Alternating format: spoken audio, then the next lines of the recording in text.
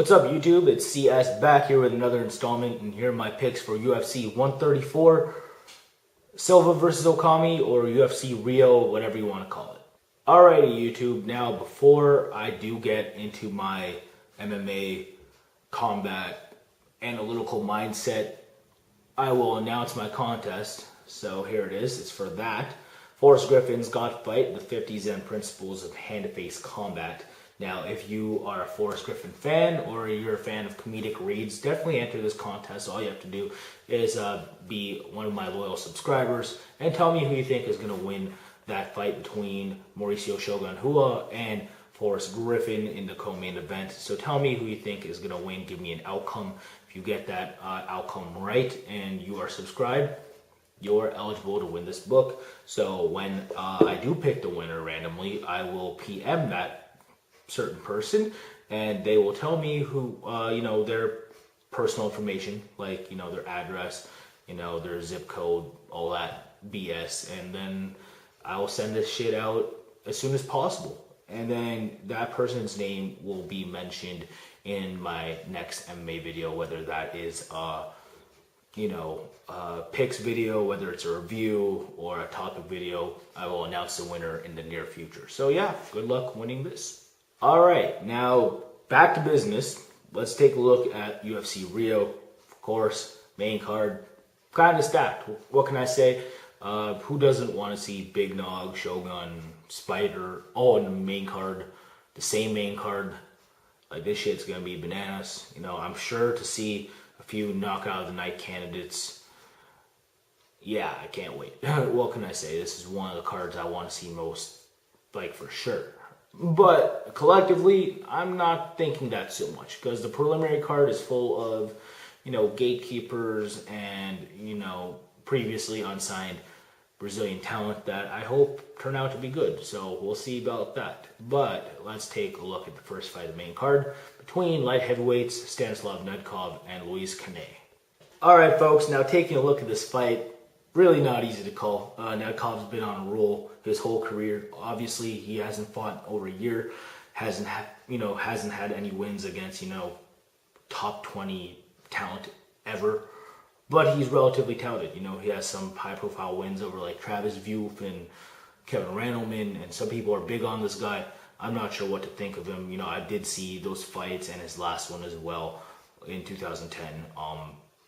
He's all right. What can I say? The guy has decent takedowns for the most part. I think he hits relatively hard, and he's a decent grappler. What can I say? But I really don't get why he has a hype train or some sort of a hype train. I don't know. The signing by the UFC to me doesn't make sense because he hasn't fought in over a year. But whatever, we'll see what happens. Maybe they're just feeding him to Luis Kane.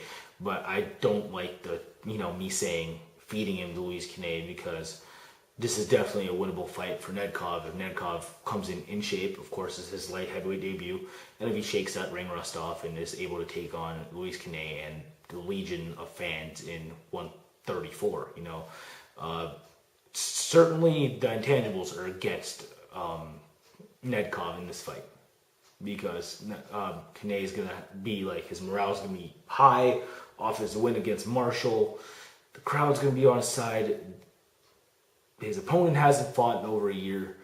This should be a fight for Kane to lose, especially against a UFC rookie. I for the most part, I don't think Kane is going to lose this. I think Kane is a better striker, and in the scramble situations, he's going to be able to get back up to his feet.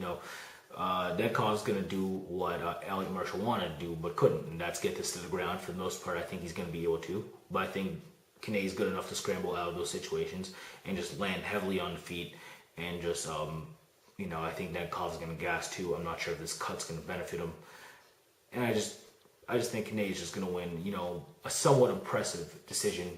Nedkov is a tough dude. He's never lost at all. He's never been finished. He's never showed signs of being almost finished. So yeah, I've got to just go with Kane to just outpoint the Nedkov over the course of 3 on the feet. It's my pick. Luis Kane, 3-round unanimous decision. Alright, moving on. Sexy lightweight bout here between Ross Pearson and Edson Barboza. Yeah, can't wait for this one. It's going to get at least knockout or fight of the night. It has to get one. I have a lot of expectations for it, but do not hate me if this fight sucks. I doubt it will, though. We'll see. But let's take a look at both guys. Ross Pearson, I'm a big fan of. A lot of you know that. I'm a fan of those judo guys. You know what I'm saying? Anyone with a judo background, you know, I think that shit's exciting. You just throw dudes halfway across the ring and shit. You know, I fuck with that shit. That's cool.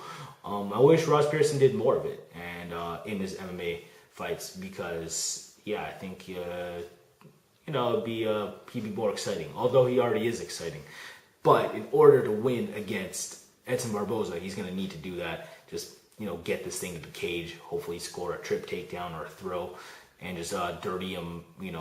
Close range. For the most part, I do not think he can hang with Edson Barboza in a long-range striking kickboxing match. I just don't see it happening. I know Edson Barboza slept on Njokuani in round 2 of their fight, but I don't see him sleeping at all against Ross Pearson. I don't think he's going to be absolutely relentless, but I think his technical expertise in kickboxing is just going to overwhelm Ross Pearson. Ross Pearson doesn't want to be, he doesn't like being pressured. And for the most part, he doesn't have the greatest chin. I will say that. Cole Miller was able to drop him. I can definitely see Edson Barboza doing so. But for the most part, I think Edson Barboza is going to be somewhat aggressive, not purely aggressive. I think he's just going to be purely technical and just batter Ross Pearson with those nasty leg kicks and just limit Ross Pearson's movement over the course of 3 rounds and win a 30-27 unanimous decision. That is my pick. Edson Barboza over Ross Pearson, unanimous D in fight of the night. All right, folks, next fight, Brendan Schaub versus Antonio Rodrigo Nogueira.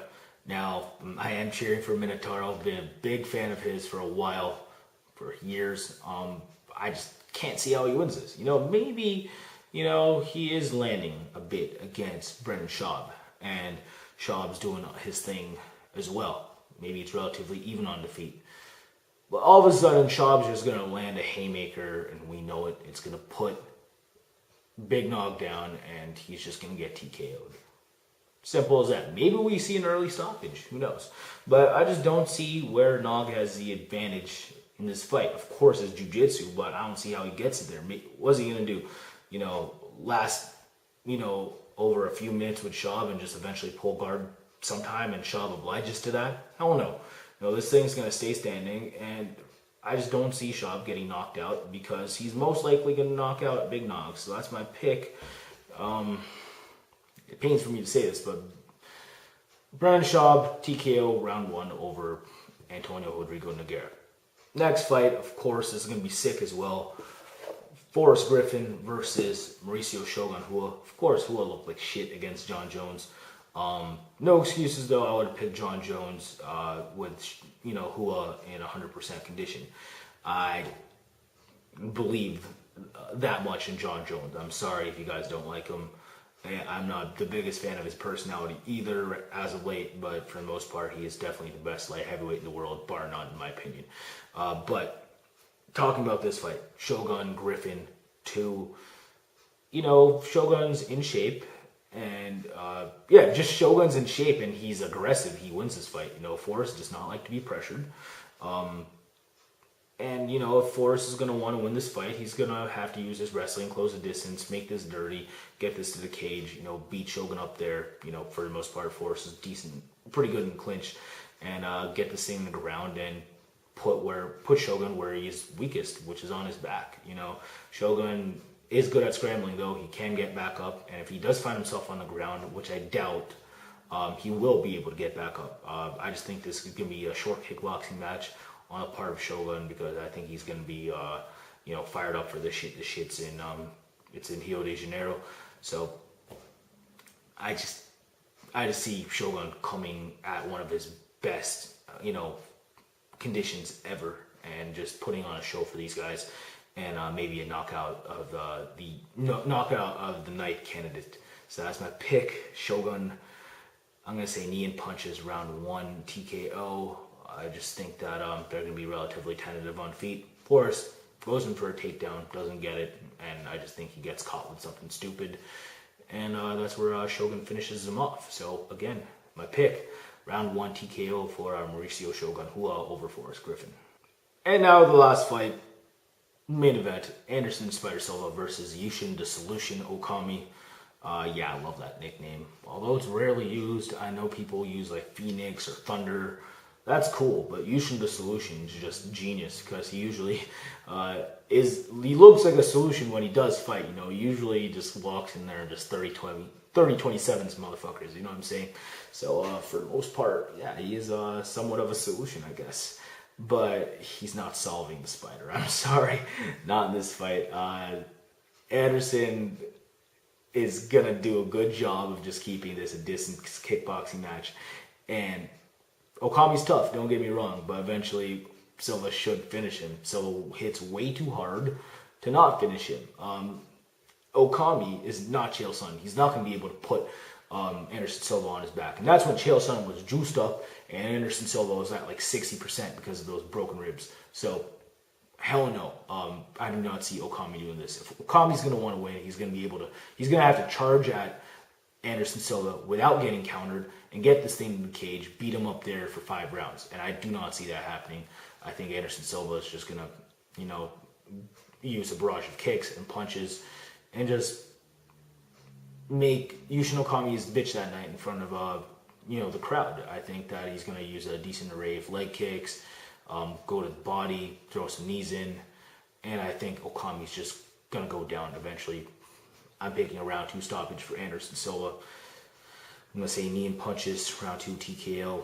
Just how the hell would you pick Okami? Like, if I see one of you guys pick Okami in this comment board and he actually wins, I'll give you a prize too. And I just don't see that happening. So again, my pick, Anderson Silva, round 2 TKO. So that about does it for that dope main card YouTube, UFC 134. Cannot wait. This should be sick.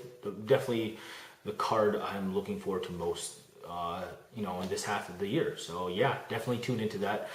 Tell me what you think about this whole card in the comment section below. Of course, please subscribe and you'll be eligible to win this after you also tell me who you think is going to win the Shogun and Griffin fight and give me an outcome. Then I'll hit you up, of course, send you this.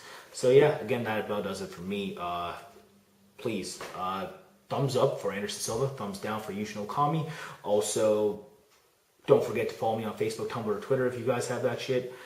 And yeah, I guess that about does it. Enjoy the event. I hope you guys enjoy my breakdowns. I did my best. Hopefully you guys liked it. And I guess I will see you soon. So take care.